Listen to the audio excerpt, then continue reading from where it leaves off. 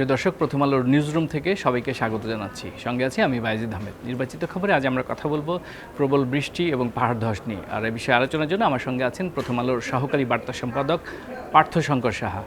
আপনাকে স্বাগত জানাচ্ছি।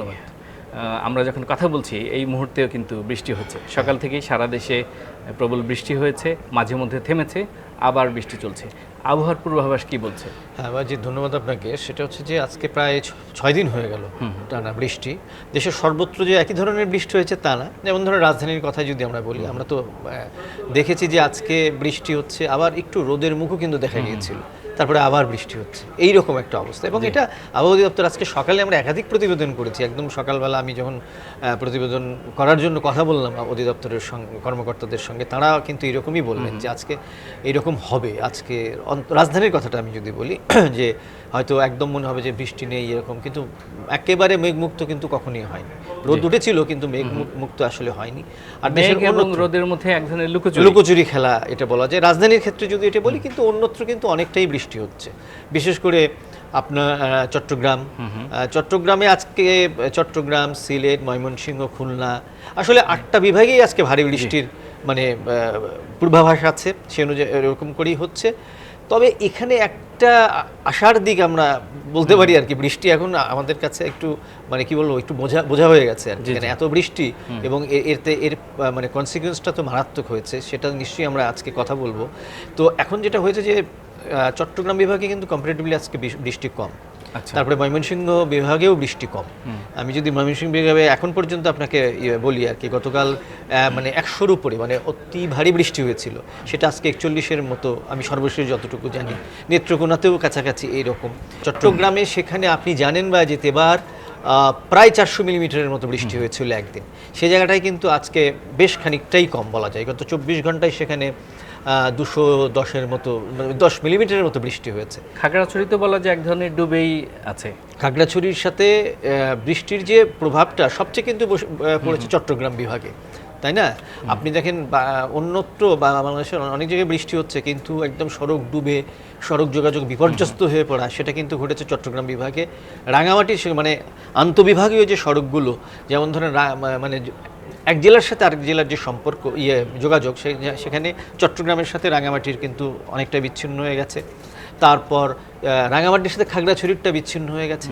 এবং চট্টগ্রামের সাথে কক্সবাজারের ক্ষেত্রেও বড় ধরনের সমস্যা তৈরি হয়েছে। সেখানে চন্দনাইশে, সাতকানিয়ায় রাস্তার উপর পানি জমে গেছে এবং যাওয়ার পথে নানা রকম বিঘ্ন, একেবারে পুরোপুরি বিচ্ছিন্ন হয়নি কিন্তু এরকম হয়েছে। এবং এবারই আমরা কিন্তু অনেক দিন পর দেখলাম যে আপনার রেল লাইনের উপর কিন্তু পানি চলে গেল এবং পর্যটক যে ট্রেনটি, সেটি 16 শহরে আটকে ছিল বেশ কিছুক্ষণ। গত মঙ্গলবারের কথা আপনাকে বলছি, 12 ঘন্টার বেশি করেছিল এবং সমস্ত পর্যটক তখন নেমে গেছেন। এরপরে কিন্তু এখনো পর্যন্ত আজ পর্যন্ত ওই পর্যটক ট্রেন চালু হয়নি। আমার একটা ছোট প্রশ্ন নিন, সেটি হচ্ছে যে সারা দেশে বৃষ্টি যেভাবে হচ্ছে তাতে করে কি বন্যার আশঙ্কা দেখা দিচ্ছে? ইতিমধ্যে যেটা পানি উন্নয়ন আপনার বন্যা পূর্বাভাস সতর্কীকরণ কেন্দ্র, তারা কিন্তু 4টি বিভাগে অন্তত কিছু কিছু জায়গায় তারা বলছেন যে বন্যা পরিস্থিতির সৃষ্টি হয়েছে আর কি, যেটা নিম্নাঞ্চল প্লাবিত হওয়ার মতো অবস্থা সেটা হয়েছে এবং এটা ইতিমধ্যে হয়ে গেছে। আর গতকাল আমাদের গতকাল 5টি নদীর পানি বিপদসীমার উপর দিয়ে প্রবাহিত হচ্ছিল, আজকে সেটি 4টিতে চলে গেছে। এটা আমাদের জন্য একটু ভালো খবর। আর একটা বিষয় হচ্ছে যে উজানের দিকে দেখেন, আমাদের বৃষ্টি বা বৃষ্টি কি বন্যার কথা বলবো আমি, বন্যাটা আসলে আমাদের অভ্যন্তরীণ বৃষ্টির জন্য যতটা হয়, তার একটা বড় কন্ট্রিবিউশন থাকে কিন্তু উজানের পানির ঢলের, পাহাড়ি ঢল বা উজানের পানির, যে উজান থেকে আসা পানি। তো সেটা ওই দিকে কিন্তু মিজোরামে বৃষ্টির আছে, আপনার অসমে বৃষ্টির পূর্বাভাস আছে, ভারী বৃষ্টির পূর্বাভাস আছে এবং সেটা আরও অন্তত 24 ঘন্টা পর্যন্ত চলতে থাকবে। তবে আমাদের এখানে দুটো বিভাগে যেহেতু বৃষ্টিটা একটু কমে গেছে, সেই জায়গায় বন্যা পরিস্থিতি আগামী 2 দিন কিছুটা হলেও উন্নতি হতে পারে বলে আমাকে কেন্দ্র থেকে জানানো হয়েছে। আমার আরেকটু জানার ইচ্ছা, সেটা হচ্ছে যে যেভাবে উজান থেকে আসা ঢল আমাদের এই অঞ্চলে আসছে, তাতে করে দেশের উত্তর পূর্ব অঞ্চলে বিশেষ করে রংপুর, দিনাজপুর ওই অঞ্চল, আর ওইদিকে হচ্ছে সিলেট অঞ্চলে কি বন্যার আশঙ্কা দেখা দিচ্ছে কিনা? সিলেট অঞ্চলে এখন পর্যন্ত বলা যায় যে সিলেট বিভাগের প্রায় বেশিরভাগ জেলায় আপনার সিলেট, সুনামগঞ্জ, হবিগঞ্জ, এই অন্তত 3টি হবিগঞ্জ এবং হচ্ছে মৌলভীবাজার, এই জেলাগুলোর ভেতরে ধরেন আপনার মনু, ধলই, এই কুশিয়ারা, এই 3টাই কিন্তু এখনো পর্যন্ত বিপদসীমার ধলই নেই, এখন দুটো আছে আর কি, এই দুটো বিপদসীমার উপর দিয়ে মোট আসলে 9টি পয়েন্টে গতকাল পর্যন্ত ছিল, এখনো কাছাকাছি আছে। তো ওই অঞ্চলগুলো আসলে এখনো বন্যা, কিন্তু সেটা কিন্তু নিম্নাঞ্চল একেবারে, যে আর শহর অঞ্চলে কিছু কিছু মানে জলজট সৃষ্টি হয়েছে, সেটার একটা প্রভাব তো আসলে জনজীবনে আছেই। জি, তাহলে আরেকটি গুরুত্বপূর্ণ বিষয় নিয়ে আলাপ করব, সেটি হচ্ছে পাহাড় ধস। হ্যাঁ, আমরা জেনেছি যে এরই মধ্যে বৃহত্তর চট্টগ্রাম অঞ্চলে 30 জনের মতো মানুষ প্রাণহানি ঘটেছে পাহাড় ধসের কারণে। এর মধ্যে শুধু কক্সবাজারেই 19 জন মারা গেছে, এর মধ্যে বেশ কয়েকজন রোহিঙ্গা নাগরিক এবং বেশ কয়েকজনের মধ্যে শিক্ষার্থীও আছে। বান্দরবানেও 5 জন মারা গেছে।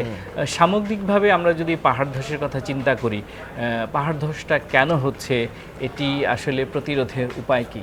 দেখেন, পাহাড় ধস তো একদম আমাদের আসলে এখন যেটা হচ্ছে যে প্রতি বছর আমাদের যখনই বর্ষা হয়, একটু বেশি বৃষ্টি হয়, তখন কিন্তু পাহাড় ধস আমাদের এর সঙ্গে মানে মিলেমিশে থাকে আর কি। এটা কখনো কাঙ্ক্ষিত কিছু না।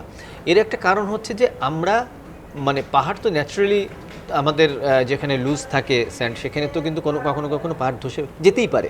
সমস্যাটা হচ্ছে যে আপনি যদি সেই জায়গায় আপনার বসতি থাকে ঝুঁকিপূর্ণভাবে বসবাস করা, তাহলে তো আপনি তার ইম্প্যাক্ট তো আপনার পড়বেই, তখন প্রাণহানির ঘটনা ঘটবে, আহত হওয়ার ঘটনা ঘটবে, ইত্যাদি নানা রকম ঘটনা ঘটতে পারে। আমরা জানি যে পাহাড়ে বিশেষ করে ঝুঁকিপূর্ণভাবে বসবাস করে অনেকেই, আর একটা হচ্ছে যে অপরিকল্পিতভাবে পাহাড় কাটা, অবৈধভাবে পাহাড় কাটা, এটি কোনোভাবেই ঠেকানো যাচ্ছে না, যে কারণে পাহাড় ধসটা বেশি হচ্ছে।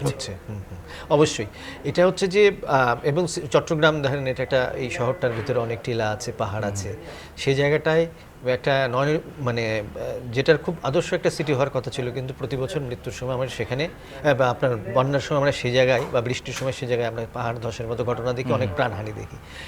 এবার কিন্তু বেশি মৃত্যুটা আসলে কক্সবাজারে, কারণ আমরা রোহিঙ্গা যে জনগোষ্ঠীকে যে জায়গায় তাদের থাকার মানে ব্যবস্থা করা হয়েছে, অনেক ক্ষেত্রে কিন্তু ন্যাচারাল ফরেস্ট কেটে সেই জায়গায় করা হয়েছে, পাহাড়ের মধ্যে তাদেরকে রাখা হয়েছে, এবং খুব উখিয়াটিক নামে, এবং সে খুবই ঝুঁকিপূর্ণ একটা এলাকায় রাখা হয়েছে, এবং সবচেয়ে বেশি মৃত্যুর ঘটনা কিন্তু সেই জায়গাটাই ঘটেছে।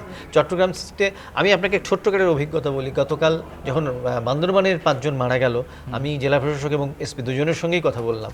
তারা আমাকে বলছেন, জেলা প্রশাসক বলছেন যে আগের দিনও ঠিক ওই জায়গাতেই মাইকিং পর্যন্ত করা হয়েছিল চলে আসার জন্য, আশ্রয় কেন্দ্র কিন্তু তাদের জন্য তৈরি করা হয়েছে, মানুষগুলো আসেনি।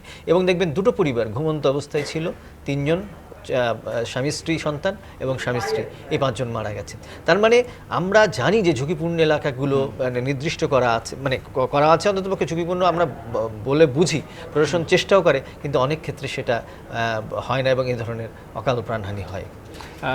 এই পাহাড় ধস থেকে মানে পাহাড় ধসে যে প্রাণহানি ঘটছে, সেটি কমাতে কি করণীয়? আপনি একটা হচ্ছে যে এর সঙ্গে একটা মানে দুর্বৃত্তায়নের ব্যাপার আছে, কারণ এই যে ধরেন পাহাড়গুলোর দখল করে করে জায়গাতে বসতি স্থাপন করা বা বস্তি তৈরি করে ফেলা, এখানে তো একটা বড় ধরনের রাজনৈতিক বাণিজ্য থাকে এবং ক্ষমতাসীন দল বা প্রভাবশালী যারা মানুষ, তারাই কিন্তু এর সঙ্গে জড়িত থাকে। আমি যদি চট্টগ্রাম সিটির কথা বলি, এটা তো সেখানে সর্বৈব সত্য আর কি। এবং পার্বত্য চট্টগ্রামে যেটা হয়, সেখানে হচ্ছে যে ব্যাপক হারে ধরেন এই যে মানে আলট্রা মাইগ্রেশন যেটা করা হয়েছে আর কি, সেই জায়গাটাতে আপনার কোনো নির্দিষ্ট সে দেখে যে কোথাও একটু ফাঁকা জায়গা আছে, সে জায়গায় গিয়ে আমি থাকি, তাহলে তাকে কোনো না কোনো মানে বলা যায় যে কর বা অন্যান্য যে ইয়েগুলো দিতে হয় সরকারকে, সেগুলোও দিতে হবে না। এবং এই যে ঘরগুলো আপনি যদি দেখেন, খুবই করার সময় তো বন কেটে ফেলা হয়, কেটে ফেলা, এবং কোনো অনুমতি নেওয়ারও তো ব্যাপার থাকে না। তো সেক্ষেত্রে সেটা হচ্ছে যে প্রথম কথা যে এই দুর্বৃত্তায়ন বন্ধ করা, এটা খুব জরুরি, এবং প্রশাসনের আরও কঠোর হওয়া এইসব বিষয়ে। অর্থাৎ আমরা অনেক সময় দেখি যে চট্টগ্রাম অঞ্চলে পাহাড় কেটে সেই মাটি বিক্রি করা হয় বাণিজ্যিকভাবে। হ্যাঁ। এটা তো প্রশাসনের চোখের সামনেই করা হয়। ঘরে এবং সেই জায়গাটাতে দেখেন ভাইজিৎ, সেটা হচ্ছে যে আমরা জানি যে এখানে দুর্বৃত্তায়নটা কতটা শক্তিশালী এবং রাজনৈতিক প্রভাবশালী মহল তারা কতটা শক্তিশালী। এটা সব সরকারের সময় কিন্তু এটা কিন্তু এইরকম এখন যে ব্যাপারটা ঘটছে তা কিন্তু না, সবসময় কিন্তু এই ঘটনাগুলো ঘটে। কিন্তু যখন মৃত্যুগুলো ঘটে এরপরে আমাদের টনক নড়ে, এরপরে দেখেন কয়েকদিন পর পাহাড় ধসের এই কথাগুলো আমরা ভুলে যাব, তারপরে আবার হয়তো নতুন কোনো পাহাড় কাটা হবে, আবার এইরকম বসতি স্থাপন করা হবে। অসংখ্য ধন্যবাদ।